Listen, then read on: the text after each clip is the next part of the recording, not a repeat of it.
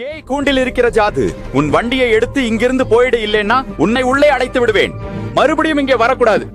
இன்னைக்கு இந்த போலீஸ் என் மானத்தை கெடுத்தான். நான் இதை நல்லா பாட படிப்பேன் பாரு.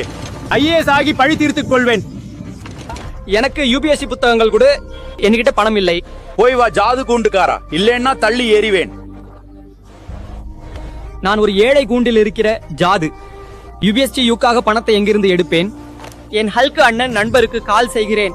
ஹலோ அண்ணா, ஹல்கு அண்ணன் இப்போது இல்லை. எனக்கு உதவவும். நான் ஐஏஎஸ் ஆக வேண்டும். எனக்கு புத்தகங்கள் கொண்டு வாருங்கள். நீ கவலைப்படாதே சின்னவனே, ஹல்கு போல உன் இந்த அண்ணனும் உன்னை பார்த்துக் கொள்வான். சிறிது நேரத்தில் புத்தகங்கள் கொண்டு வருகிறேன்.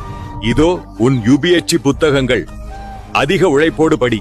நான் உன்னுடைய முழு உதவியும் செய்யவேன். நன்றி அண்ணா. எல்லோரின் கனவுகளின் அரண்மனைகளில் ஒளியாக நான் பிரகாசிப்பேன். பலவீனமாக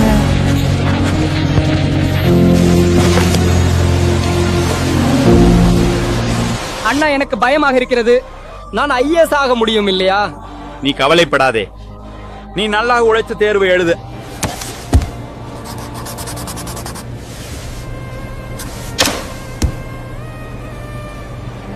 ஆமாம், நான் தேர்ச்சி அடைந்து விட்டேன்.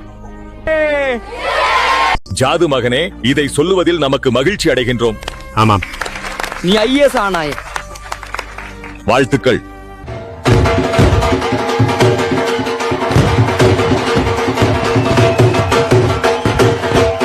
ஜாது சார், என்னை மன்னிக்கவும். ஆமாம், சரி, மன்னித்து விட்டேன்.